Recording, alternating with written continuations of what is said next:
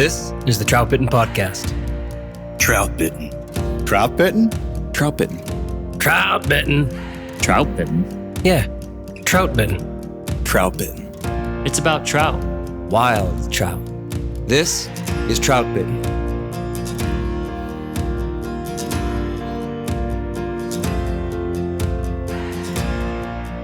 This is the Troutbitten Podcast. Thanks for tuning in.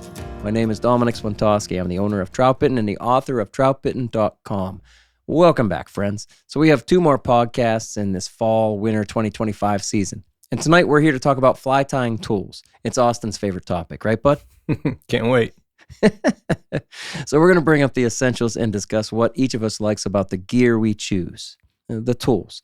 I think we'll add a few special tools in that, let's say, are non-essential stuff that we also really like for tying different flies or perhaps making the whole process more efficient. So since the podcast began, we've fielded, seriously, hundreds of questions about doing a fly tying podcast. It's a really popular topic out there from you guys, because I think it's fair to say that most serious anglers are tying flies these days. Maybe I'm overstepping my bounds on that, but I think it's true. Or at least I think they tie some of their flies, or maybe they're at least thinking about it. You can confirm this with the fly shops. They'll tell you that they sell more fly tying materials than ever before. And I think the whole thing has grown so much in large part because it's now really easy to learn through online video. I mean, I seriously learned out of a black and white book. It wasn't even color. I mean, go ahead, Austin. What do you have to say about that? Nothing. That's great. Thanks. Glad. Thanks, buddy. Yep, it's great. It was a Dave Hughes book. Yellow cover and black and white inside. Anyway, that's how I learned. So YouTube kind of showed the average angler that tying flies isn't really all that hard. And it's kind of fun. Each of us here ties our own flies. I've mentioned recently that I don't really love tying flies anymore. I don't know that I ever really loved it in the first place. But really, I just kind of tolerate it these days. Basically, I'd rather be fishing. But as a guide and an angler who's on the water like 250 days a year, it is hard to keep up with what I need, too. Bill tied some of my flies one fall when I was just so overwhelmed with coaching baseball and guiding too many days and doing all the other stuff. Thanks, Bill, for tying those flies. Other than that, I've always tied my own flies. And these guys here, I know, are the same way. But what I think we all like most about tying is having control over every element on that fly and kind of having that personal connection with the fly that you're tying to the end of your line. Because then I know how the dry fly is going to float. And I know how my streamers are going to swim because I tied them. And I know how fast the nymph will sink. Like I know the drop rate on my nymphs. So the Troutbitten guys and I did a podcast back in October of 2022, Season 5, Episode 2, titled Fly Tying and the Complete Angler. And in that one, we made a strong argument for tying your own flies.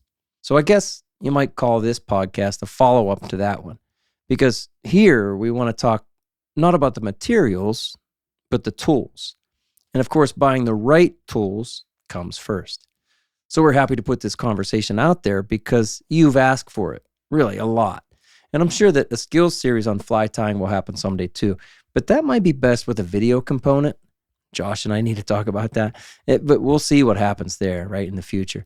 But for tonight, it's all about the tools of fly tying. First, let me introduce the Troutbitten guys. Just say hi, guys. We do have a lot to get to. Matt Grobe, good to have you back. Bill Dell, will you tie me flies? I just had a third kid. Maybe. Yeah. I haven't even tied my own flies in probably 6 Come months. on. He said maybe. What do I got to do? That's because you had so much storage. Yeah, you had plenty. I do, but yeah, I have plenty. There's a couple that I need to tie. I need to tie some streamers. I'll just send you all streamers. I'll send you I'm going to force you to fish them. I'll send you Bud Murphy's pizza and some wings for some streamers. How's that sound? There you go. Nice. That can be worked out. That's a little Western PA talk right there. Matt did just have his third kid. Welcome, Marin Grobe, to the Troutbitten family. Hey, now. That's right. Thank you. Love it, buddy. Hey, here's Austin Dando, too, Hey, how's it going? with Brookie. What, 6, That's 7 right. months now? Yeah, she's a little over 6 months now. She's doing You great. bringing her to the Christmas party? I don't think so. Josh, I was actually going to ask you if Shay was going. Probably not. You guys usually don't bring the kids. I think you just want to That's a lot. let loose a It's little just- bit. it's just- I'd love to. It's just but, more enjoyable without him. Say it how it really is. There it It's is. true. It sounds mean, but every parent knows exactly what you mean. Maybe next time. Yep. Maybe next time. All right. There's Austin there. You heard Josh Darling of Wilds Media. And who do we have left? I'm here. There he is. He had to remind me. I forgot about Dr. Trevor Smith saving lives every day. Every day. Fishing once in a while. And he got a Hunting a new whole bunch. neighbor. Yeah. He Yeah. might. That's a good Yeah, Penn point. State hired their head coach, so They switch houses. Is that part of the Finally. contract? yeah, it seems to be. It's just like a rotating home. Wait, is that true? Is he moving into that same house? I don't think so. I think I Okay. think a different sports coach is moving into that house actually, Okay. which is also funny. But it'd be cool. It'd be great if he did. If you go over and shovel his driveway, right? That's how you make friends. Yeah, it's one way. Then he comes yelling out, what are you doing in my driveway? Yeah. I got security cameras on you. That's right. Double leg takedown if it's the wrestling coach. Double, Better be double careful. click. It's true. Little hip check. That's good. Yeah. He guys wouldn't are know what funny. was coming. I believe that. Give him the old hinkapauka right to the back of the neck. I don't know what that means. It's okay. All right. I'm going on, right? Here we go. Mm. Hey, Matt wants to talk about calcium. The guys and I have a group chat where we kind of throw ideas around, and Matt sent us a link that brought up a good conversation, really. And we started going on, and I said, hey, let's talk about it on the podcast. And I think we'd like to do this a little bit more. Just bring up some current news or an interesting article or a video, whatever.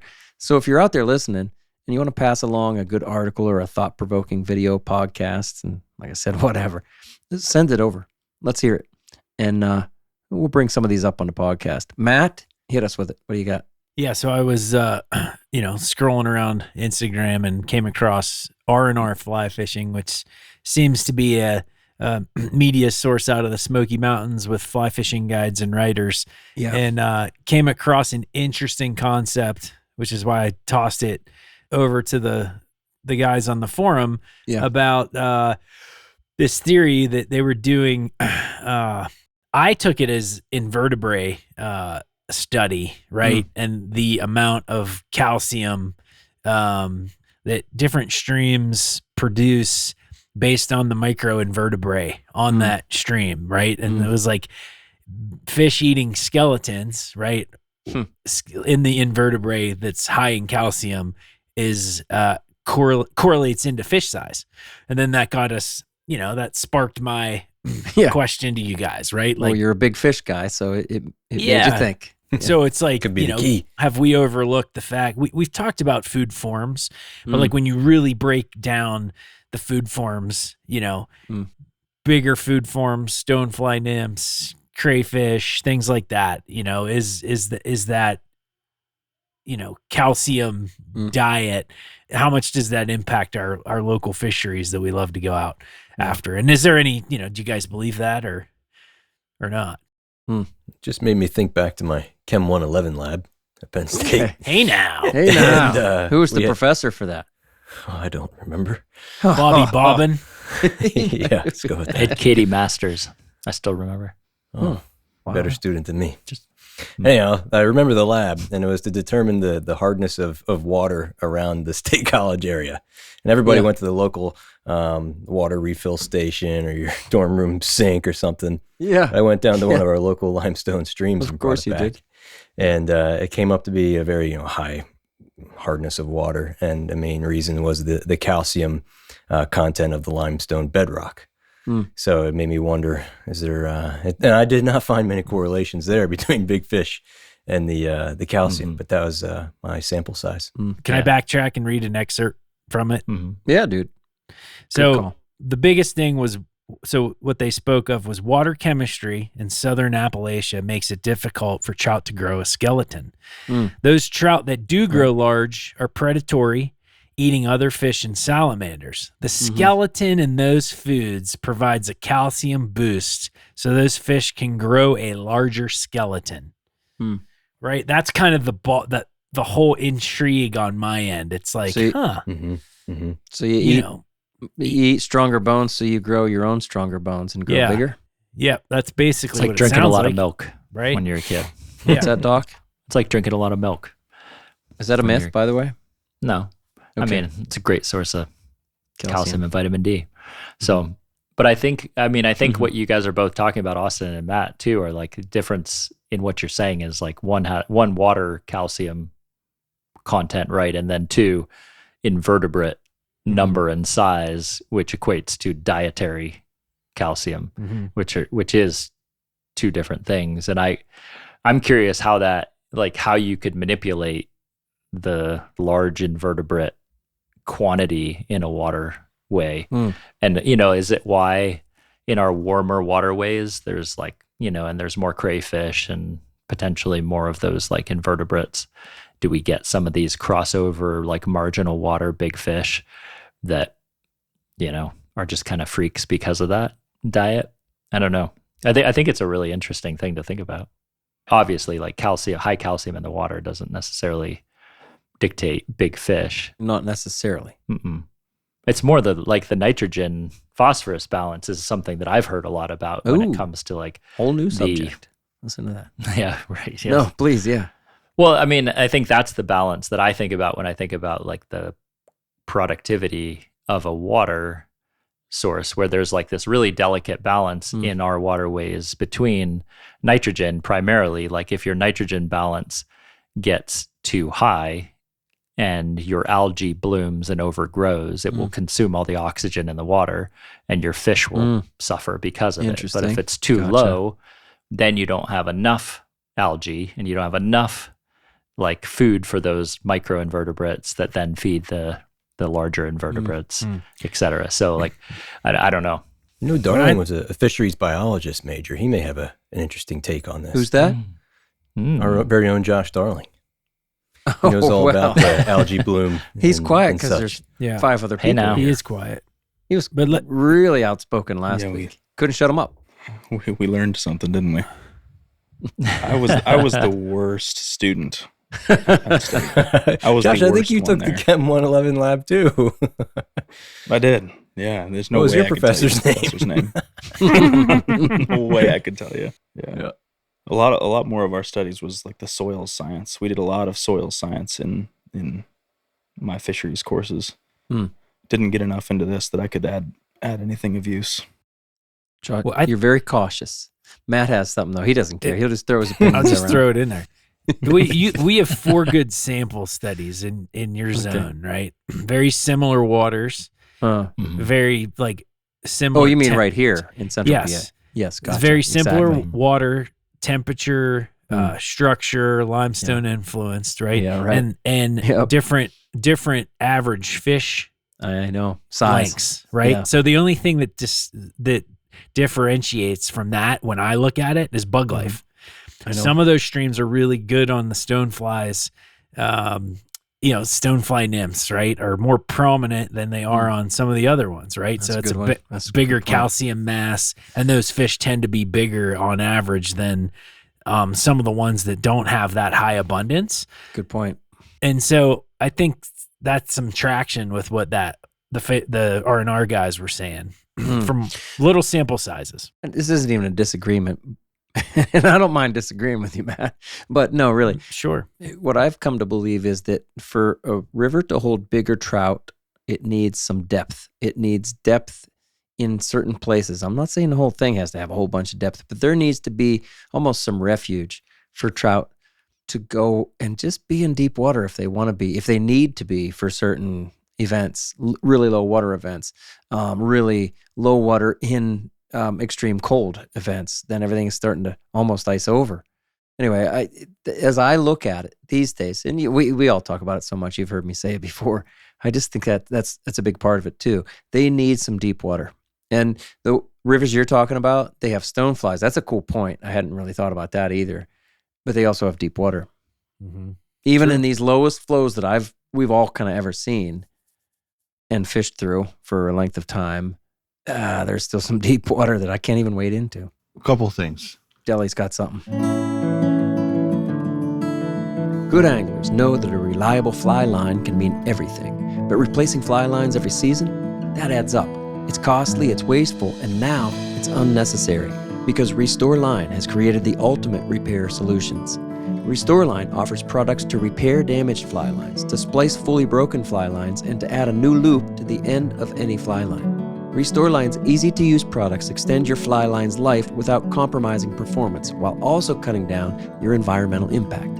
So don't toss out your fly line just because it's worn. Restore it, renew it, and keep fishing with confidence. Restore Line, innovation for anglers who care. Learn all about it at restoreline.com.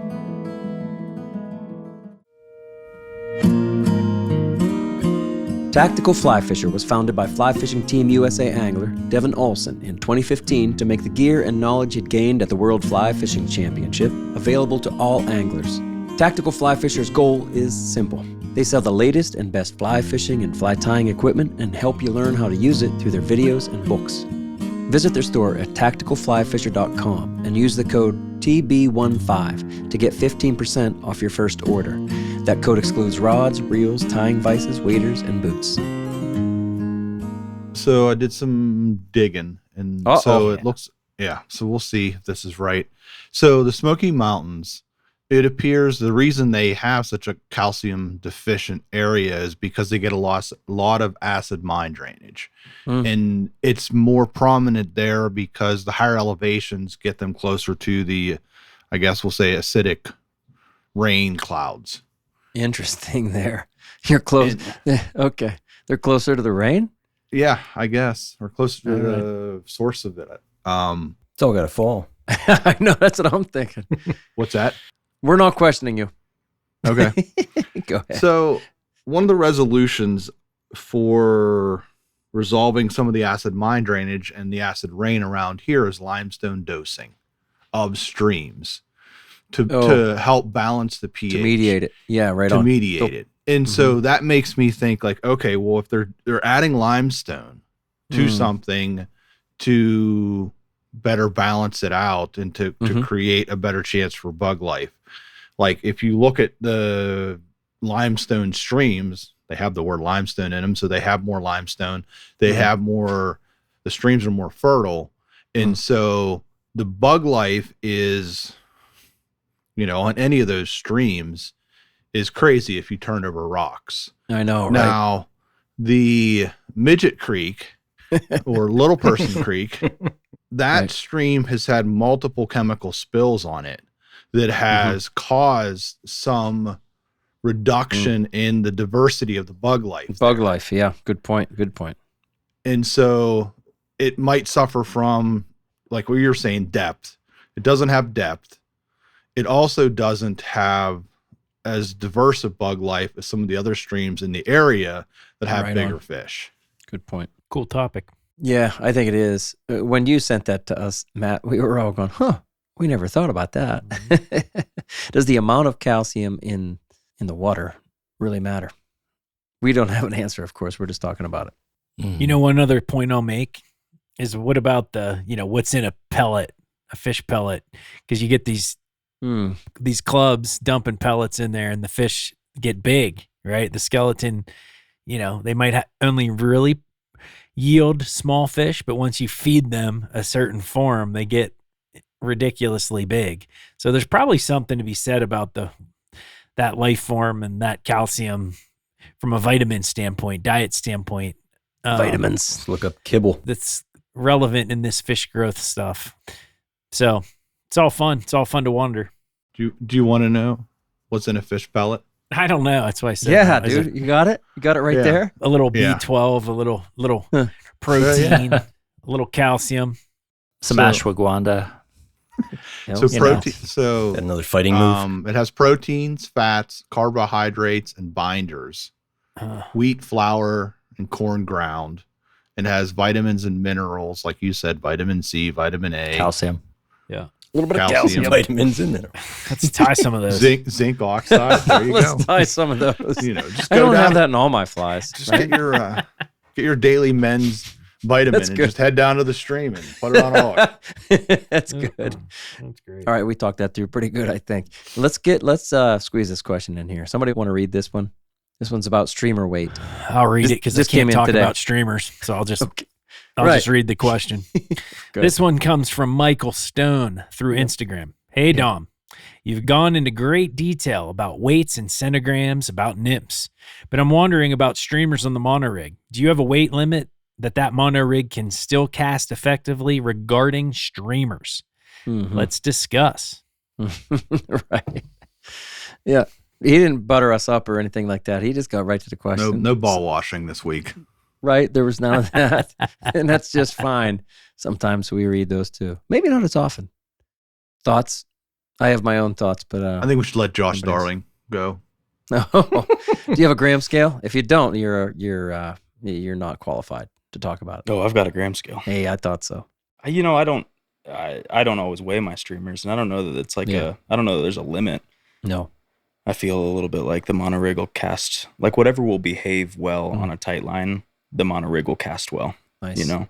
And there's certainly a certain point where it becomes much more lob-like, where the streamer gets big enough to kind of make its own decisions. But I think a little bit better of a way to look at it is not so much a weight limit as much as will it fish well on the monorig? If it will, it'll cast just fine. That's nice. And, I like how you said at a certain weight, the streamer will just kind of do what it wants. I know. That's what I like too. But and I think like we probably all care a lot more about the weight balance in a streamer than we do like the actual weight of the streamer. I think the weight of the streamer can play a role, but like to me, I'm thinking more about like when I choose different streamers, a lot of times it's because like, well, this one has like a really heavy weight that I'm going to use it for this situation, right? Or this one's really balanced and it kind of floats neutral, like in a parallel to the water surface. So that I think makes more of a difference to most of us. Right on. I actually got back to Michael Stone today and I told him essentially this. For me, there's no like weight limit on the monorig. It's much more about the fly rod that I'm using. And so what I feel, and I think it's the same thing that you're really talking about, Josh, at some point, I feel like that it's not the leader to me, but it's the fly rod that it's not that it can't handle it. It doesn't want to handle it, right? It's not built for the job of casting 3 grams. 3 full grams is a hell of a lot. And I'm just going to, I say that number because I have weighed my streamers and that's about it. I have a headbanger that's wet and I've weighed my streamers wet. I used to do this all the time. And a headbanger with a medium sculpin helmet, 2 hooks, and I put a little bit of lead wraps behind the sculpin helmet. That thing's getting pretty heavy. That's one of my heaviest streamers. I have other ones that are on just lead ball jigs. And like you say, Trevor, that direct weight of like all the weight right at the head actually just feels heavier. And that's interesting to me, but that's a different discussion. 3 grams is really getting to be a lot. 1.5 grams is about as heavy as I go on a regular basis. I was going to say I like them under a gram generally. Agreed. But again, when they get water in them, they get a lot heavier. My point there is you're casting that. And the fly rod doesn't really want to do that. If you fish I'm just going to kind of get extreme about it, like an 11-foot 2 weight. I don't even care the brand or the whatever the model. I'm saying just generalized 11-foot 2 weight. It was not built for that job. It does not want to cast 1.5 grams of a streamer. And it can. But when it goes back, you're like waiting for the rod to finally load, and then it does. And then you can go forward and deliver your fly. It does become much more like you described, Josh, lobbing. I don't like that feel. Yeah. Doesn't matter necessarily. Yeah. I noticed that you almost like start to get forced into a water haul without even like really wanting to. And as soon as it gets to that, like as soon as the load becomes weird. Yeah, as soon as it gets to that point, you've kind of crossed the line. Yeah. And it's not a bad or good line. When it feels like the rod is hinging instead of just loading. Oh yeah, like nice. You know what I mean? Yeah, so that's the one extreme. You take the 2 weight, but you go to, I don't know, 5 or 6 weight even. And from a boat, if I know I'm going to be fishing streamers, on a boat, and I am still going to use the monorig, I'm on a 5 or even a 6 weight these days. I've done it a lot with Aiden, with streamers for bass. And I take my 6 weight, which is my night fishing rod. I like it.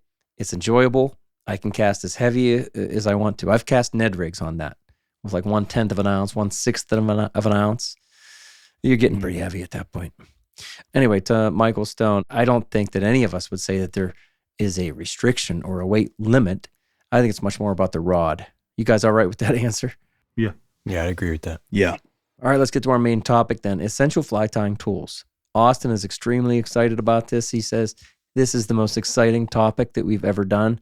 He's really happy to join in and give you his best recommendations for fly tying tools. I think we all are. We got a full He crew. actually asked if we would kind of back off for this episode and give him his space. Right? Let Austin lead it. Yeah. Stand aside, Yeah. guys. I'll take it from here. Thank you. I guess, honestly, we're all kind of chuckling about it. But I mean, I think the reason we've never done this after, what are we on, 172, I think, podcasts deep. We've never done this. For me, it's a little, it's not the most exciting thing to me. But I realize that it matters. And I was really lucky that Woody Banks in Indiana, Pennsylvania, really directed me. He was like, Dom, you need this, this, this, and this. I needed a vise, scissors, bobbin, and then he gave me a tool caddy. I swear that's all I had at first. And then materials, and I'm going to include thread in the materials, all that stuff is what it is. To me, fly tying has never been an exciting topic, but it's almost a necessary topic. I understand there are plenty of people out there who get excited. Does anybody here get really excited about tying flies? Raise your hand. Seriously? I thought somebody was going to raise their hand. At one I point in definitely go time, through yes. seasons. I've had seasons. I would say I Really? had seasons myself too. I kind of did. When we were going There's to going Montana, phases. Dad and I was excited. When did you guys get excited about tying flies? During the winters, like when I was all cooped up, like, I don't know, like especially when I was younger. And then when I started tying night flies, like I got excited about like trying new things. So like when I would get on a new Good type point. of fly, Good I point. would sometimes have fun. Yeah. To this day, sometimes Trevor, you have still fun. experiment way more than I will. Mm. Like once I found something that I thought worked, I just tied a dozen of them with I no know. changes. Right. Yeah. And Yeah. Trevor's And I like tie a every lot single of pen different dragon of Trevor's is a little bit different, I was thinking exactly which I that. respect. Yeah. But only I don't, so I mean, much. I don't know that I've found anything magic doing that, but I do like to experiment. Mm-hmm. I'm with you. I love doing that, but mine has waned over the last 2 winters, I think, just with the kids. It's become Yeah. more challenging. But I was always, winter was my, Yeah. not that I'd stop fishing. I didn't, but it gets dark earlier. You just have more time that you can, produce flies. I would be really religious with how many dozens of this pattern and this pattern. And then, it'd be a goal, right? To set myself up for come spring. I had minimal fly tying that I usually had to do. Now with the time constraints, I'm like dreading it. I'm like, ugh. I know. That's a good how I point. thought. To me, it's always been changed. about how bad you need them. Like, do I need them for tomorrow? Because if I need them tomorrow, this is going to be all work. But if I'm tying out of my imagination for fun, out of solving problems, theory, that's pretty fun because I don't have any pressure. Good point. That's a great But, differentiation. Yeah, it's kind of how I go with it. One of the things that's made my fly tying more enjoyable is putting a television right in front of me. I mean, it's 10 feet away on the wall there, and I'll just watch a football game or a hockey game or something. And again, I'm not all that interested in tying flies, but I wanted us to talk about it. Again, we've had a ton of people ask over the years, why don't you guys talk more about tying flies? And I'm going to be honest, we're all accomplished fly tyers. I mean, I'll just say it like that. Seriously, like we can all, I've seen your flies. You guys have given me flies. I've given you flies. We can all tie flies. It's, again, YouTube would tell you everything you need to know. We all learned before YouTube, but it's not that hard. And you can put out a quality product that's not only going to full fish, but looks really nice too, and give you confidence pretty easily. It's not that tough. But, many people get to this time of the year, things start to get cold, and they go, oh, it's fly tying season. For us, we fish year round, seriously, year round, every month of the year we're out there. And so I never get caught up on the supply, let's say. Because I never stop fishing. But acknowledging that most people around the country don't have like the spring-fed flows that we do, and many people's waters are actually going to freeze over and stuff like that. We keep fishing because we're lucky to have these waters. Anyway, I think it's a good time to approach this topic, and we'll be as excited as possible about it, right? Seriously, here's our topic: essential fly tying tools. Then at the end, let's get to, I don't know, some of your favorite, kind of special one-offs. But seriously, I mean, we only have like a half hour for it, right? So we're not going to go in depth on the best everything about a vise, but let's start there. Let me ask, am I missing something? when I say your essential tools are vise to hold the hook, scissors, to cut stuff with, and then bobbin to hold the thread. Since 2010, Smith Creek has designed innovative guide-tough gear for serious anglers. Introducing the new Fly View chest pack system, Smith Creek's most advanced accessory yet. Built from marine-grade aluminum and lightweight PE foam, the Fly View is rugged, modular, and made to keep up with you on the water. Fly View's lid features a built-in 3x Fresnel magnifier, giving you a clearer view when you're tying on fine tippet, especially if your eyesight isn't quite what it used to be. With 5 swappable tray styles and an external lid patch with a magnetic fly holder, the Fly View chest pack can comfortably hold well over 100 flies, all in easy reach. Spend less time tying and more time casting with Fly View. Visit them online at smithcreek.co for more information.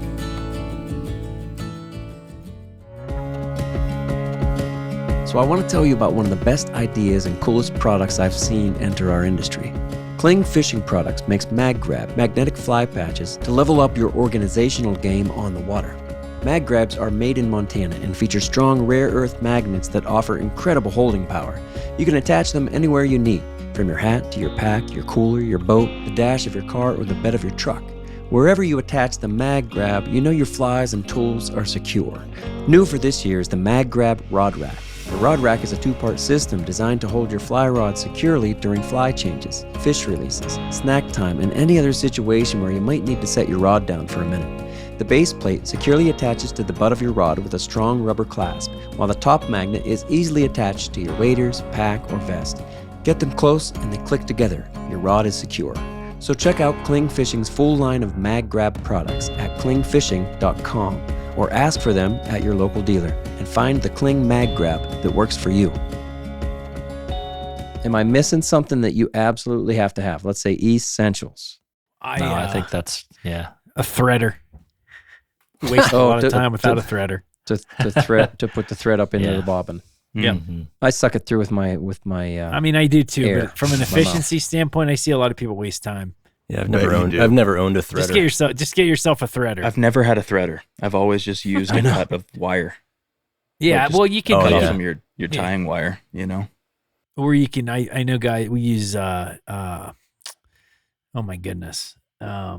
Widow's web, perhaps? I don't know. No. Like that stuff. Pseudo-cleons. just lead wrap. Been a They minute just since we carry said it that. through. Lead wrap. A size 20 pseudo-cleon will He's like catch flying anything. that up right through there. That is good. All right, so real quick then, bobbins. What's your favorite bobbin? Mine's a right bobbin, R-I-T-E bobbin. No question. Are you serious? You're on the right? Oh, 100%. I don't know how people tie without them. Guys in your disc drag. Right, that's pretty much what it is. It's a disc drag on a bobbin. It's a game extremely, it's extremely Amateur? No. Let me Stupid proof? No, Delly's just being mean because He's mad he's about probably it. never even held a right bobbin, Matt. Right? I have one, but It's very accurate, Dude, The right bobbin's very predictable and accurate. You know what it's going to be. It's not stuttering. Delly, what do you like? I just use the basic little wire ones, and then I bend them to make the right. Mm-hmm. So I guess maybe this is I don't know, call it a tip. With bobbins, when you buy them, they're not always going to fit the thread that you have. And so at least the ones that I've gotten, I've had to kind of bend the back ends of them that go onto the thread. The spools of thread. And so depending on the size of the thread, not all thread comes in the same size because that would be convenient. Yeah.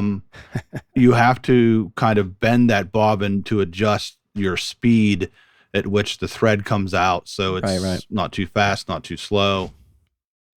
Mm-hmm. That's a good point. I certainly didn't start out with the right bobbin. I'm sure they weren't even being manufactured then.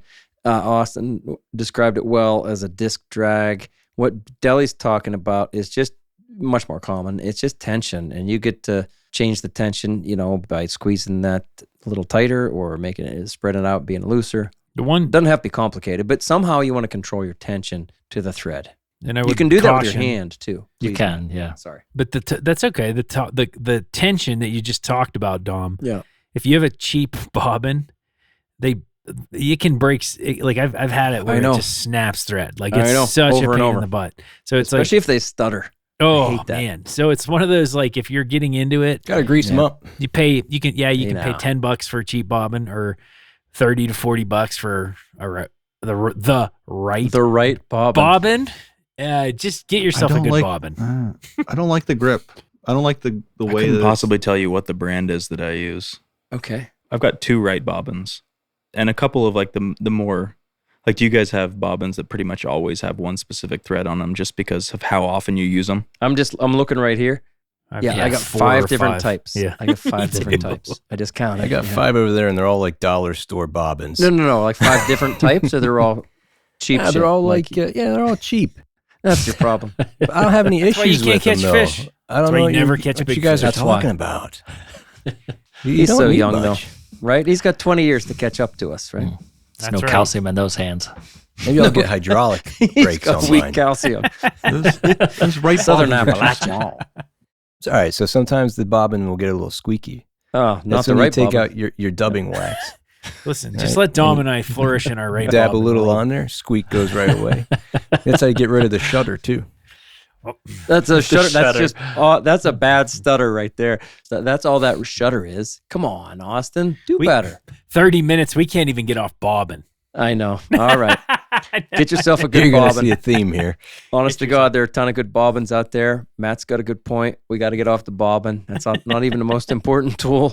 The most important one is the vise. Something has to hold the hook, right? Any old bench vise will do. I have Craftsman? a Griffin mongoose. That's my favorite. Yes, I've tried a bunch. I keep coming back to the Griffin mongoose. I have that as well. Do you? Yeah. Used the Renzetti Traveler forever. I Also thought you had love a that Renzetti. vise. That's what I have, the Renzetti. I like the rotary on it, Yeah, that's a big deal.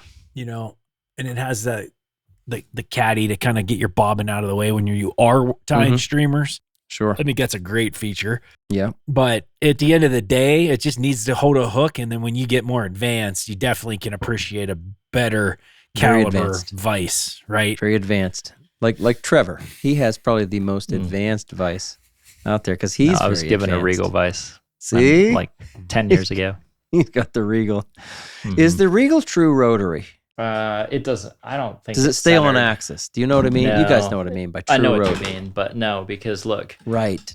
Exactly. That's my problem with the Regal. Yep. you Regal's know, like gonna be- that distance. We're never getting a Regal sponsor. No. So Right. it's going Trevor's up and holding it down. up.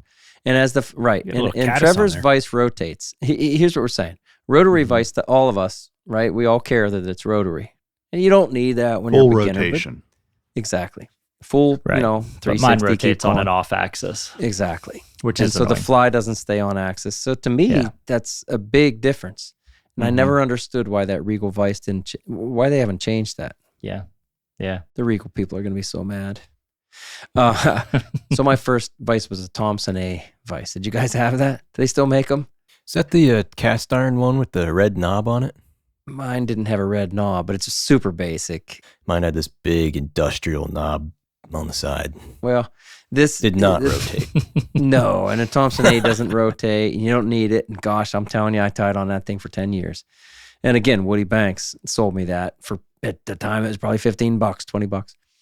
And I always thought, like, I don't need a rotary vise. When I finally got a rotary vise, I went, oh my, this is a big deal. I would just say, I think if you're buying a vise and you're getting into it, treat yourself to a true rotary, staying on axis, whatever. If you can afford the extra $40 it might take to get the rotary, treat yourself, right? Don't be cheap. Don't knuckle drag. And again, you don't need anything more than that. Just simple Thompson A to learn what you need to learn. Light. What about light? I think Oh, light's he's pretty going right to important. light. Mm-hmm. You gotta have Now, some light isn't source. necessarily an essential. Mm-hmm. But I think guess it really is tough Yeah. I guess without it good is. light. It's a Let's do it. fantastic thing to have. Yeah, light helps, huh? Right. Good So light. you can see things. Yeah. What's your light setup, Trevor? I've never seen your setup. I really don't have a good light setup. Usually when I tie in the kitchen with natural light during the daytime. Here's It's really my- limiting. Here's mine. Matt. Boom. Whoa, Boom. showing off. You can show it. I need light. Wow. The old fluorescent. You have one light or two, Matt? I mean, this is just so I pop this down a foot from what I'm tying. It's one light, but you saw how bright it is. I mean, this thing's super bright. I think it's I think it's obviously it's not essential, but it's really on that high priority list for convenience.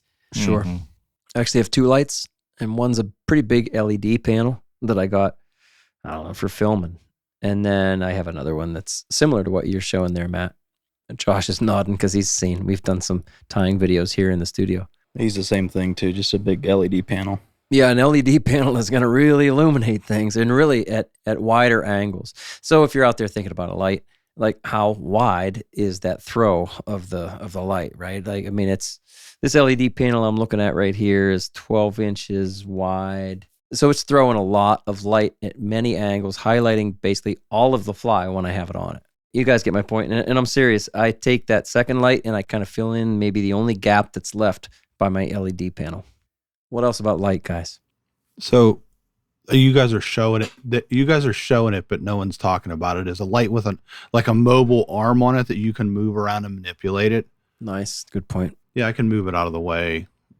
Mine's mounted to my desk. It's just a $15 Amazon LED light. I'd agree. Like, you don't need to spend a whole bunch of money on that. You can buy LED panels, Josh, like that are for photography and for filming. So you could change the Kelvin on it. Anyway, you don't need to spend that. Like Deli's saying, that doesn't need to be one of your most expensive items. You guys spend the most money on the vise? Like, by nature, it's going to be the most expensive. I mean, it depends on how far you take it, right? Like, but starting out, like if you're just trying to acquire things, I think the vise is going to cost you the most up front. Probably. If you buy brand new. Not at those bobbin rates you're getting them at. Especially if you get 5 bobbins. You got to spend you spend the most on your wild pheasant tails. Oh yeah. I'm still having a hard time locating. Matt's got some nice ones on his desk there. Are those wild? A lot of those are wild pheasant tails, just because I shot a lot of pheasants this year. But hey, Matt, we're buddies. Here's our guy. But see dude, I have so many pheasant tails. Oh my god! What the hell? I thought I had to knock on Craig Matthews' door. No, I got you. Jeez. Oh, I got to start sending you Screw some. Widow's Web. We need your pheasant. That's right. I have a pheasant pen. What? Yeah, I have a pheasant pen. Oh my gosh, he's farming That's them. not wild. That's right. That's not a wild pheasant. We don't want your stocking pheasants. That's right. That's true. All right, then you don't get them. That's good. We don't need They them. tie a mean pheasant tail. Nice. There's a nice hue on those stocked pheasants. You'd catch so many fish if you actually had wild pheasant. You're losing out. Then again, those easy Montana trout, There you go. What about scissors? Let's do scissors. I'm a big scissors guy. Scissors are worth the money. I like two different pair. I like to have 2 different pair. I like to have one really fine, fine, and then I have a not as good pair that I'm cutting material off of like deer hair or fox hides or whatever. Like a bigger, more sturdier pair. Wires and GSP thread and stuff. What's that, Josh? Yeah, I just had wires and the GSP thread and stuff like that. No, definitely wires. Yeah. Never cut metal, anything, and lead wire is metal. Never cut wire with your good scissors. You'll just ruin them. Yeah, I got a brand new pair, and I was like, I grabbed the wrong hand and just cut, and there went a brand new pair of really fine scissors. Before we moved into this house, my kids would often share.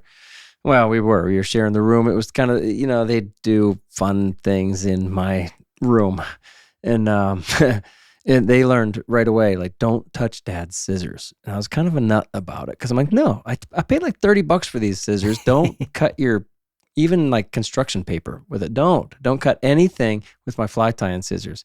But then you, Bill, I'll take kind of my retired or my older fly tying scissors, and that's what I'm going to cut hair with.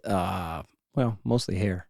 Yeah. Other things. Oh, and wire. But even wire, I'll cut them at the butt end or the back end. Very, very end. Do the same. Scissor, right? Not the tips. Yeah. You guys all have 2 pair of scissors? I have 3 or 4. I have pairs. Yeah, I have 4. Over the years, the old ones you keep. Right? I haven't thrown any out. Yeah. Right. No, so I have that's some a good junk point. ones. So there's another thing. when I was at Penn State, Greg Hoover was the instructor of the fly fishing class and the club. And he always had to monitor and maintain like 20 plus fly tying kits, full out builds of vices and tools and scissors, blah, blah, blah. One of the things he would always do was instead of, just tossing your scissors when they got dull, he'd take them down to a local place that would resharpen them. No kidding. And for like a very small fee of, $5 to $10, maybe $5 at the most. Yeah. They, those small blades, they would resharpen them and give them back for class, like brand new. So that's something I always think about too is, don't get rid of them. You could possibly restore them again. Sure. Yeah, I mean, you can do that yourself. Like, tell us how. Yeah. I just have like a little knife sharpening kit. Like it's like a sharpening stone. Work Sharp makes it. It's like diamond stone. I've never learned to do that. So who would do the same for those like for knives? Like cross-cutting teeth? Oh yeah, point. You just can't sharpen one. You can't grind off one side of those on the scissors. You have to only do on the one side. Only do the beveled the flat edge, side. Cool. Yeah, you can't go over to the other side. You have to use leather strop to get that burr off, and then you can cut again. Yeah. This guy. Yeah, I never tried to do it on scissors. We're going to do a full skill series on scissor sharpening. Don't worry. 6 episodes. It's just going to be Josh because he's the only one that knows how to do it. Right. He's going to have to talk. He's going to have to talk. He's going to have to bring it, It's good. Do you guys tie with the scissors in your hands? Oh, that's such a good point. I do it. Oh, yeah. No, that was I trained myself game to do changer. That. Yeah. Yeah, because Matt, then you and me. But you have the shaped scissors. I think that's a big deal. You just go like this, right? What do you mean by what do you mean by scissors shaped? have the curve in it, so it fits against your palm. If you have straight bladed scissors, it's harder to do, I think. Just quicker. I have fat fingers. Yeah, like Trevor's got right there. Trevor just held them up. So I've been wearing Tajima polarized lenses for over a year now, and I can tell you they've changed my vision and my comfort level on the water. First, I chose a progressive prescription, and I haven't looked back. Previously, I was carrying readers on the stream, but by putting my prescription in the glasses, I put my Tajima lenses on at the beginning of the day, and I never take them off. Second, my go-to lens choice is Tajima's Yellow-Green 40 Silver Mirror, because with their high light transmission, they're perfect for the cloudy, low-light days that we all love so much. On brighter days, I choose Tajima's Brown 15 Green Mirror because they block more light and eliminate eye strain when the sun is strong.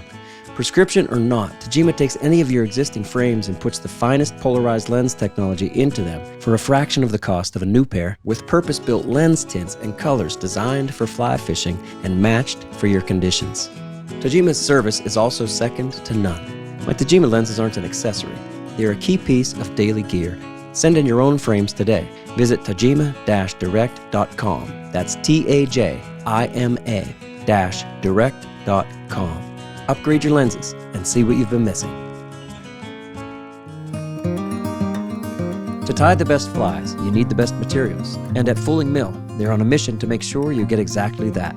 After 2 big releases of fly tying materials, Fooling Mill is back with another expansion of their industry-leading range. When you dive in, you'll find things like thread, floss, mini marabou, CDC dubbing, Argentine hair dubbing, silicone legs, round rubber, shrimp eyes, new chenilles, and new colors in some of their existing material ranges, like barred craft fur. Fooling Mill also released a purpose-built saltwater hook. Whether you're tying dries, streamers, nymphs, saltwater flies, or predator flies, there's something for everyone. And at Fooling Mill, materials always go through a rigorous quality control process. So before they're packaged and shipped out, Fooling Mill makes sure their materials are up to the highest quality standards. Ask for Fooling Mill at your local dealer. Yeah, when I buy scissors, which is probably every 2 or 3 years, I get exactly what you're saying, Austin. The curved. I like Dr. Slick. They do a nice job. I want big loops, for finger loops. I don't want to have to squeeze my fingers in there. And then, the curvature there, it allows me to hold my scissors the whole time. Like you're saying, Matt, I almost never put them down. If you want to be efficient, don't put your scissors down. Yep. Or you'll be like Austin, just putting them down, and he doesn't trying. fish. That's why he doesn't fish that much. Right. He's just tying That flies. reminds me. Scissor efficiency. We're like trying to train my son to like eat his food in a reasonable amount of time. And every time he's sitting here, I'm like, dude, you stop putting your fork down and making bites. Like if you keep doing that, you're gonna stay slow forever and you're gonna stay tiny forever. He's gonna be skinny. Like leave your fork in your hand. Don't put it down. So leave your scissors in your hand. Oh, that's good. Does everybody don't else make excuses. hold on to them? Am I the only one that drops them? No, I don't. I drop them. Deli, you drop your scissors. Yeah, I do. We're not friends anymore. Forget it. You can't come to the Christmas party. The only time I change I cut the thread is when I'm done. I use one piece of one type what of about thread. everything else? Yeah. But there's lots of things we use. But all the scissors other for. things you cut.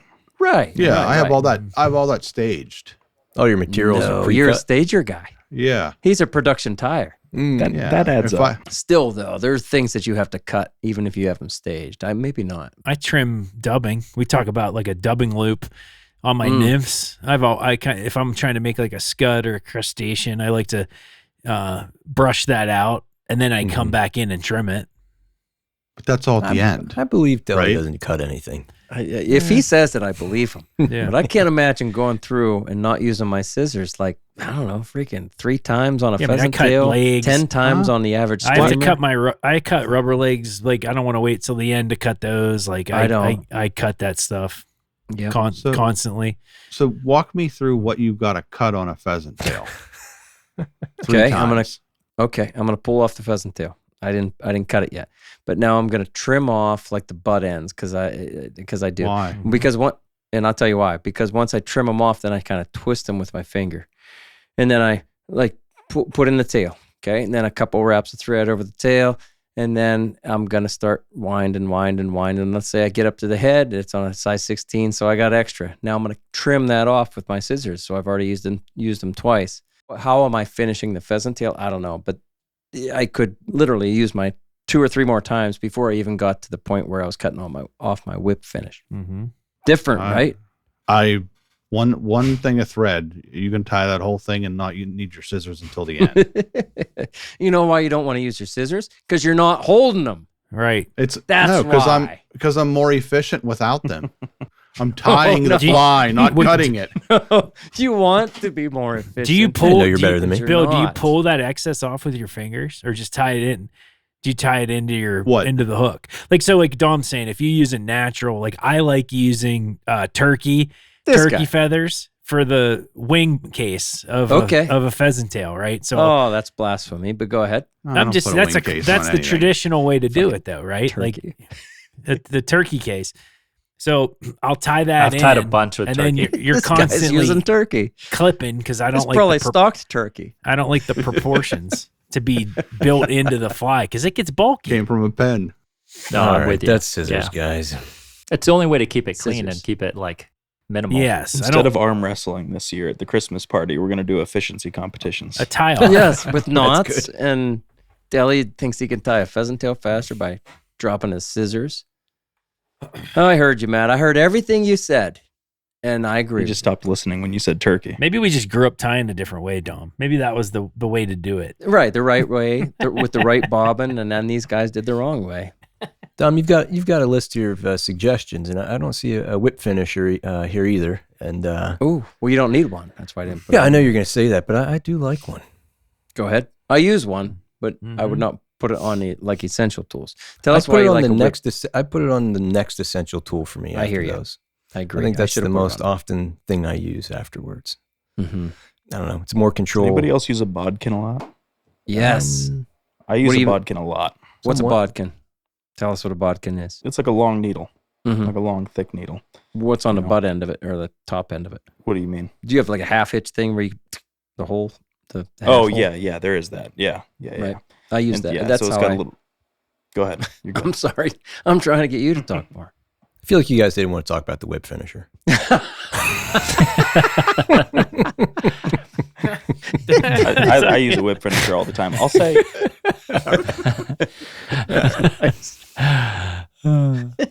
I've got like an ancient whip finisher that works so much better than any of the modern ones. You know, I've got like the loon one, and I'm not gonna lie, it's garbage. Oh, It is garbage. Loon's so Like mad at us. the balancing point where you rotate it is not right. Like and so you almost have to like have to press into the fly as you rotate, and you have to pull back away from the fly as you rotate back, and it's garbage, unfortunately. I just looked at it. Ooh, I just looked at it. Yeah, I like the ones that are all wire. whip finisher that's mostly wire. Yeah, you just mean it's thin. Yeah. Austin, I Just like grew up. Yeah, that one. Austin. Yeah, that's the one. same one I Yeah, have. you just do Austin, that's the one I use. we all have that same. You're calling that mostly wire. It's very simple. Yeah, but the back of that has a cutting mechanism on it. Yes, That can cut thread, and you would not need This also scissors too. for. He's all about the no scissors because he's not holding his scissors when he's whip finishing, Matt. But we are, right? That's right. Not that we're talking about the process tonight. We're Right. talking about the tools, not the process. Austin, the reason I don't care about that much about the whip finish is because you can do half hitch you can do like 3 half hitches, which is at the end of that bodkin, has I'm calling it like a half circle divot, whatever at the end, and you can wrap it around your bodkin and then slide that little circle onto the hook. Boy, that's hard to describe, easy to show. You do that 3 times and you're good. And that's how for a decade did it. I never even had a whip finisher. That's all I do with like deer hair streamers. Do you do that with like deer hair stream? That's like all I'll do. Good call. I agree with deer that. hair. Exactly. And you do the same thing with like a ballpoint pen for like a bigger I know. size. You can do it with your scissors. Yeah. Really, because you just I do with wrap. dry flies a lot too. Parachutes, depending on how you're tying them off. If you don't want to trap hackle, those are I great. agree. I love it. We should stay on the tools because that's what we're here to do, right? But see, you guys are getting a little bit excited about your things that you do with materials and stuff too. Yeah, right. We wanted to talk about pheasant tail. Somebody wanted to talk about dubbing. We're on tools. We definitely did essentials. What else? We're into kind of the specialty things because Austin brought us there with his whip finisher. Thanks, bud. Does anybody else use a pen cap or like basically remove all the guts out of a pen and use that to press and compress the deer hair? Just you. Oh. But, Well, that's what I was saying. No, that's exactly what I do. Yeah. Oh, see? This Yeah, guy. you take an empty ballpoint pen I'm not fishing And your you- caddis flies. and you just like smash that deer hair. No, not the caddis flies. No, the streamers. like deer hair streamers. Like I when thought you're you were trying to get talking real That's tiny why off. you It doesn't understand. You were talking about tying 'em off? streamers. Yeah, we're talking about No, streamers. Austin, he's not talking about whip. He's not talking about You're half stacking hitches. here in a ballpoint pen. That's Right. some skinny stacks. No, they're pushing it back. No, not in it. Yeah. You're just pushing it back. Yeah. Oh yeah, and then tying tying it off. Yeah. Stacking we're- hair, baby. Someone asked But about you hair push it back too. stackers. Yeah. He's stacking. You guys are all confused. Matt's tapping his hair stacker. I love a hair stacker. Bill, you don't stack hair in a ballpoint pen, right? Nobody Correct. pushes it back that way. I'm compressing it on the hook. I thought we had moved on to the next tool. No, but I'm going to stack mine. apologize. So the reason I bring that up, not just to be an That asshole. sounded smaller than Matt's. Come on. 75 hard. Mine's copper. Mine's copper. Anyway, mine's pretty heavy and it's copper. I bring up the stacker because I'm doing the same thing with the I'll pull out the stacker from the bottom end. I just use the top end of the stacker to push things back like you guys are talking about with the ballpoint pen. Doing more with less. Right, Austin? Yeah, right, bobbin. Do you guys all have? I mean, I'm assuming all of you have like a designated tying desk. That's a That's good something point. that That's why I had to used send that have and picture. I don't have anymore, and I really miss Oh, that. that's tough. That's why do you miss it? Did your kids take it over? Yeah, I mean, we just don't have the space. I mean, Same. we're in a little 3-bedroom house with 7 people. Right. Like I said, that happened to me. Yeah. And I only had 2 kids, but we had a small house. And all of a sudden I lost my tying desk. And it was like that kid's craft desk and drawing desk, exactly. whatever else. And we moved into this house and I got my space back. And the kids got older. I've got a tote, and it's efficient. Like the stuff's in the right order, so I can pull things out pretty quickly to tie. Nice. But All it's in right. a tote. No, if you can have a desk and just it's yours, gosh, there's nothing better. You just need a space. You don't even need the full desk. Like you said, if you have a tote or something, you could just this is mine. Nobody else touch it. It's mine. Gosh, that's great. Josh, remind me, did I give you a tying station or something years ago, or did you give me one? Do you remember that? I thought I'd give you like a big, heavy oak tying station that like I won from the club or something. I mean, that was like almost a decade ago. Yeah. Am I remembering that right? I don't expect you to still have it or anything. I feel like he wants it back. I I feel like he's saying, "Can I have that back?" I do remember that. I think he's but looking think for it a was thank you or something. Right. He never got a thank you. Maybe that's it. He's like, what are you fishing using for doing to tote? You've got a desk. Austin, that's a good desk. You guy. Is that your desk? Thanks, buddy. Yeah, Who sent that? It's me. Whoa. We're doing desk pictures. Something in the group text? Take a look. Yeah, we sent. Yeah, Whoa, Austin, I you just- did give me I'm one of those. boasting Okay. mine. And it was Yours is nice, man. That was Like custom cool. made. Whoa, Yeah, Matt's that's got. Way to make that the cover, baby. Yeah, baby. Mm-hmm. He's got his podcast mic there. It's a Look at the multi-purpose pheasant desk. tails in the When back. you guys were talking about that, I He was does like, have "Oh wild boy, pheasant I tail. feel spoiled with my desk." I'm an OCD though, so like all those drawers are filled with dubbings and dry fly dubbing. Let's see, got deli. Look at Deli's is rocking. Yeah, I don't have much to share. you guys get ready. As soon as I have space to put together a desk. Gosh. So Troutbitten listeners already know the crew's favorite beer is Broken Heel's Hazy IPA from New Trail Brewing Company. But our friends at New Trail are hard at work developing our next favorites. Each one is like a different fly pattern because some fit your current situation better than others. Like this one they call 24/7 because it's the beer we could drink 365, crafted to go anywhere, anytime. 24/7's light body and low alcohol make it a must-have when you've got day-long plans but still want full IPA flavor.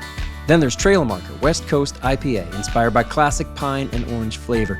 Trail Marker is brilliantly clear, nicely bitter, and available in 2 varieties, West Coast IPA and Imperial IPA. You can bet the Troutbitten crew will mix these styles into the cooler with Broken Heels. So check out newtrailbrewingcompany.com to find retailers near you or on the way to the river. Austin, so tell us about you just made honestly, a fantastic storage cabinet. That's kind of a big deal to you. It should be. I'm not even busting your balls. I do. Nice. I do It love is the nice. cabinet. Yeah, we are a So- bit of a woodworker.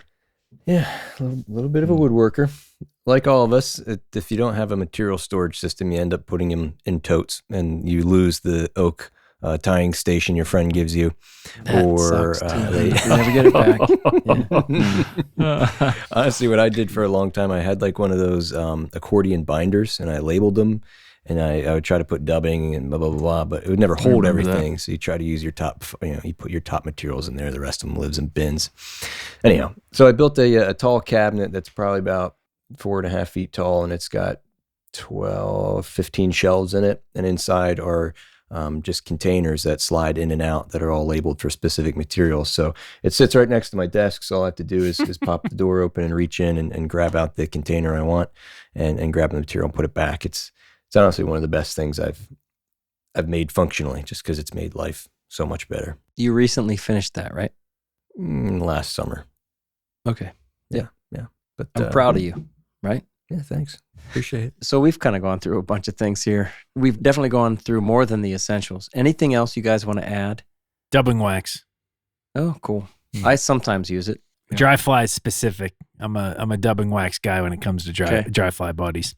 I'll say tweezers. For me, that's something I use a lot. I'll add in hemostats if I want a little bit stronger tweezers. Mm-hmm. You know, I keep an old pair of hemostats in my drawer. I'm picking up sometimes beads with them. I'll squeeze down. Like when I tie a crest bug, I'll put some lead wraps, and then I put the dubbing over over those lead wraps, and then I use the hemostats to kind of just squeeze that down. I could use pliers, but I got flatten old. them, you're saying? Yes. You do that Yeah. after the dubbing? I do after the Interesting. dubbing. Don't you Yeah. find? Do you ever get that to protrude out of the dubbing when you squeeze too hard? Nah, because I Yeah. dub tougher than you, Okay, right? you're I one dub it bad back. dubber. That's a fair point. No, I don't squeeze too. It's not too much. I But no, do it just kinda too. That's flatten why them out. that's why I asked. Mhm. I always do it Yep. before, and then I do the dubbing after. I should probably do it before. I think that cover it kind in of makes thread more first sense. and then dub it. Yeah. Anyway, what else, guys? As far as I'm going to say extra stuff that aren't essential, but they're great to have. I like the tying pads. Hairline makes what's it called? The mega tying pad. And it's basically just a big. This is for men? This is Yes. for- Yes. Oh, just make it. Yeah. It's the Super Plus pad. Super plus. They're gonna be so mad. Yeah, and it's got little, it's like formed so that when you drop beads on it, they won't roll anywhere. And so when I'm staging my flies, I'll get out all the beads, I'll get out Big all the stager hooks, guy. Yeah. and I'll put them all on there, and then I'll put them together, and then I'll stage them for the application of thread and materials then. Is that your background then what you're looking at? You're looking at your vise, you're looking at your fly, and then what's behind it is what I call the background. Is that, Matt, what your background is as well? No, it's on the desk. It sits on the desk. Yeah. So you're not looking down as much then. You guys care about your background, or am I the only one? It is helpful. I mean, just as helpful as light is. It helps to have some offset or like contrast. Yeah. I use an old folder. It's a blue folder. I have like 10 more of them in my closet. Yeah. Those are iconic. Yeah, right. And I only did that because some of the first pictures, videos that I saw of people tying flies, they had a blue background. I was like, oh, that makes sense. And because really most of our flies don't have much blue in them. Maybe that's why they picked it. I don't know. But it provides a nice contrast, as you said, Trevor. That makes a big difference to me. What's my background? I'm looking like past my fly, and there's my background. That matters to me. Shout out to the blue collar worker. Hey now, what a blue collar worker. Just I can't see it. Can't see it. Disappears. It disappears. Nice. I have reading glasses that have like 2x magnification that we might have put that on essential at some point. You on 2x? 2x. Yeah. Yep. And they're helpful for sure, especially for small flies. I started using reading glasses, magnification. Oh gosh. I was probably 30 years old because I started tying tricos, and the guys at Fly Fisher's Paradise were like, oh, they had reading glasses, but they were sold through a fly shop, so they were more expensive. I just went over to Walmart and I got 3x magnifiers. 3x is a lot. Wow, that is a lot. I think so too.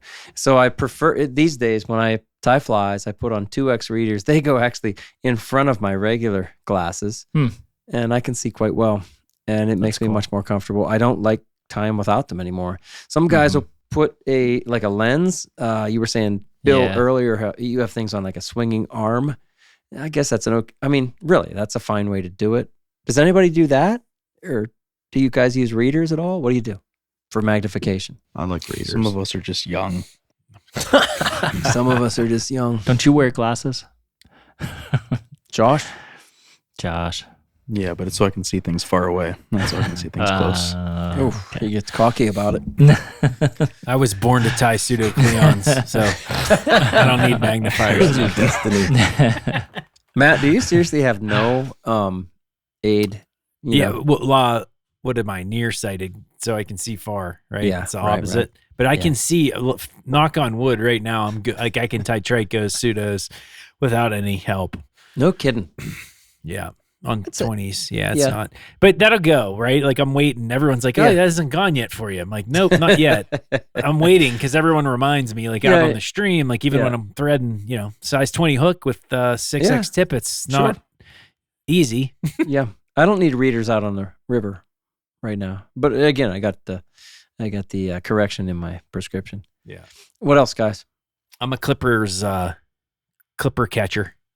The hell's that? Underneath the vise, so all the stuff falls into a nice basket. I've tried this. I've tried 3 different styles of this. Tell us what you do. It's just a accessory that goes on the Traveler. Yeah, and you just put it on the post, and it goes right under where you clamp the hook, and everything you cut falls into a basket, and you never have to clean up. It's just the greatest thing ever. Well, Deli never clips anything with the scissors, so he doesn't have any waste. It's going full. On there. It's staying on there. Mine's full because I tie with the scissor. I'm clipping everything. Yeah, me too. But it's nice, man. It's efficient. See, I like a nice clean space. I didn't like it because it got in the way of like the arc of my red wraps, we'll call it. Well, do you guys have I have a wooden pre-made caddy basically that's super big that I clip the Traveler on, so it's got more height, and so I slide that thing underneath it. You can look in the picture I sent. Look at what I'm talking about. It might make the cover. If you zoom in on that, look where my caddy I feel like he's catcher bragging. is. Yeah, caddy catcher. Look where that caddy catcher is. You got to look at the setup. It's money. You know what I love is that everybody wants to share. Like, hey, look what I do. Hey. You know what I mean? Austin, as soon as he built that storage thing, he was like, hey, check this out. Little woodworking, little flat Matt, tire. that tying station you have looks a lot like the one I gave Josh. It does. Did he by chance did he give it to you? No. I sent it I to love Matt. this thing, dude. This thing's great. It's the best thing I ever bought. And I couldn't even tell you where I got it. I mean, this thing's 20 years old. I do remember. Oh, it comes out. Here we go, Josh. What? I don't remember what happened to it, but I remember over time, like as we started adding children to the Like mix, your neighbor. all of That ain't right. Like your neighbor. Like Austin's only name, or Josh let it go. Anyway, go ahead. It's cold. you know all the little wooden posts that held the spools of thread. Mm-hmm. They all started breaking off over time. Oh, and so I remember bit of a dig on craftsmanship. Yeah, it became less useful as it couldn't hold the It's all right. You didn't have to fix it. thread bobbins. Sounds like you gave him a pine desk. They were like chopsticks. Would you make them out of like cheap chopsticks, or? I didn't make it. You didn't make that. You didn't make it, Oh, right? No. That'd be so much. Somebody gave so it to much him, different. and he didn't Yeah, need it, so he gave it to me. Oh, Austin. That would have been different. It'd be in a glass case if Austin made it. I found it in a dumpster in some dorm and was like, I'll give this to Josh. Yeah, that's sad. You know. We probably were in the dorms when you gave it to me, or just after. Just after. Hey, Yeah. I got one more from me anyway. What about the UV light? You guys have a UV light for curing handheld. resin? You guys get resin, guys? Sally Hansen's do. only. I know. I played around with that for a while. I don't do it as much anymore. UV resin. Mm-hmm. I still use it. I just have the handheld one, not like a mounted one. Yeah, Mhm. I have a little loon It's the one. same one that I pull it out of my For night fishing kit Right. and use it for fly tying. Yeah. Yeah. Deli, are you a resin guy? UV resin guy? I used it for a while and I went back to Sally Hansen. I know. That's Hey, what Austin just now. said. So, Bill, you and Matt, I are on a I roll sense tonight. that Matt's a little different. Oh, I'm a big UV guy. I got the whole kit. I think UV resin is a little, little overblown, a little bit of a myth. Not a myth. Just for me, I did the UV resin. I was like, oh, this seems like a good thing. When I put UV resin on stuff, and I've used, gosh, I'm not kidding, like 6 or 8 different UV resins. They all, once I cure them, and then I fish for a little bit, they get a little bit cloudy. Sometimes they're still tacky, no matter how much I cure them. And then they get kind of flaky, let's say hard, and then they'll start to crack. I don't want any of that stuff. So I'm more like Austin. Back to Sally. Yeah, that's right. I'm more like Austin and Deli, and I'm Sally Hansen's hard as nails, That's which great. doesn't sound as cool as UV resin. Matt, tell us why you like UV resin. Well, so I'm a traditionalist. Okay. So let's No, go yeah. back to like when the UV resin was popular, and it was for the copper john. Okay. That was like when UV resin started to blow up, is the like wing tradition- case. Traditionalist 2.0, but go ahead. I don't But think it wasn't I don't UV think- back then. I don't even I think they had a know. UV light Yeah, back when they. You Yeah. put some Sally Hansen was tinsel. putting it off of that copper john. I know. back in- I know. No. With the copper john, that was the main like addition on that fly. That was like a trendy thing because of it was like a bubble on a wing case Okay. for a nymph. Like that was the only fly that you were fishing that had UV resin on it was a copper john. Can you think of any other fly that had it prior to that? Exactly. Okay. So Okay. I tie wing cases. I'm not talking like you guys are talking about just gooping your fly and hitting it with the resin like a pertagon type thing. Is that what you're referencing? It gets cloudy. Doesn't it get cloudy on Do you? you want the official answer here? Yes, please. So I asked the AI Google Uh-oh. if it was ever if the copper john has always been tied with UV resin, And the Google says the original copper john was tied by John Barr, used lead wire and a thread dam for weight and shaping with a thin skin or turkey tail wing case, no UV resin. However, modern versions often use UV resin. Because how modern John Barr is how old? I don't know. Well, we need to find moment. Back to the Google machine. That was like a trendy thing, man. When the copper john came out and that UV resin, that was like for a while, that was like a big thing out west, like Western patterns. Because I remember going out west with my brother, and that was like, oh, we got to tie these copper johns, and it was this weird UV resin with the light and all the things. It was just a big flashback. Yeah. Big bulbous flashback. You got to have the UV resin. That's why you don't catch fish, Austin. We'll go back to that. All right. I'm just joking.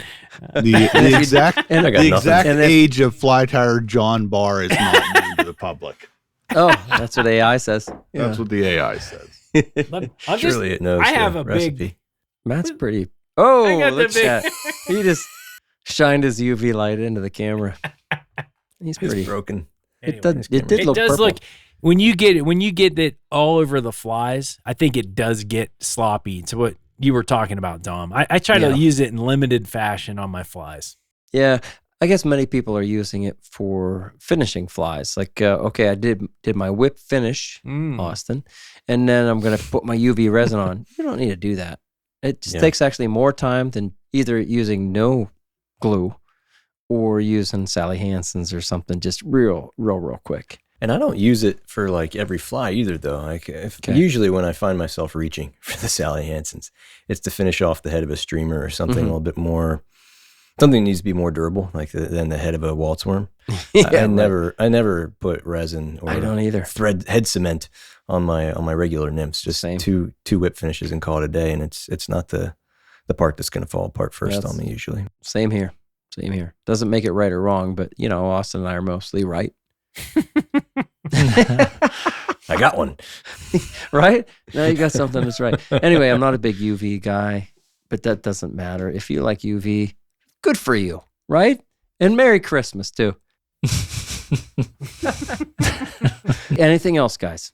What we miss? No. I'll say one Trevor's thing. ready to go. It's past Trevor's bedtime. It's what, 10:07? And Trevor's like, nah, I got a wife, 3 kids, ready to go to bed. Yeah. I got one thing. Hey, Austin Dando. Yeah. There's been a couple of us who've mentioned like mentors or people that have helped us get into tying. Yeah. Perhaps when we first started. Yeah. And as much as we've joked about maybe how entertaining the subject is or is not, I know for myself and probably a bunch of us here, we're really grateful to those folks. Nice. A lot of the materials Austin, I you have really don't today. have to shout me out here. It's okay. He's going to give you Yeah, credit, it's true. Josh. A Right? lot of You really don't materials. have to. It's okay. I feel like I had an influence on you. Trying to say something You nice. were roommates. Many of the materials I have today and tools started as hand-me-downs, and a lot. Yeah, it's if I look over at my desk, I still have many of the same tools, and there's still materials in my tying cabinet that were given to me from others. So when you can, try to pay it forward, unless it's to Josh. Because he'll leave it on the wayside. Yeah, I know. And he'll break it while he's at it. Just chopsticks, really. But just a little shout out to those who help us along. That's cool. We've been having fun here. But I get your point, Austin. Like tools last a long time. How about that, right? Mm-hmm. Like metal things, scissors, vices, bobbins, bodkins. These things can last a long time. And, I'm looking right now in my tool caddy. I should mention, it's just a foam with a bunch of holes in it Knuckle dragger. that Woody Banks gave me. And I'm still using it. And I got a bunch of tools in there. And things last a long time. And so if you give somebody a tool, it's going to be there for a while. It's going to be there for a lot longer than a bag of dubbing. How about that? Yeah. Hey, Dr. Trevor Smith, you've been relatively quiet. Yeah. You all right? I'm great. You ready to go? Great. Mm-hmm. Oh, yeah. Okay. Trevor Smith. Remember, the Troutbitten Project is a free resource for all anglers. The Troutbitten website hosts over 1,500 articles, videos, and podcasts with endless stories, commentaries, tactics, tips, and more. Find what you like through the top menu and through the search page. Navigate by way of the categories and tags, too. Be sure to find the Troutbitten YouTube channel now featuring the Troutbitten Tips series, Fly Fishing the Monorig, and the Troutbitten Fly Box, all in collaborations with Wilds Media. You'll also find the Fish and Film videos in the Riverside series and the new In Deep series, all in their own playlists on Troutbitten YouTube. Thank you for listening to the Troutbitten Podcast. Please give the show a 5-star rating on Apple Podcasts or Spotify and leave a comment. Yeah. Because it really helps. Yeah. Until next time, friends, fish hard. Do that. Enjoy your day. Do that. And find your life on the water. Tight bobbins. Tight bobbins. Use the threader, use the clipper catcher, and tie a fly with Bobby Bobbin.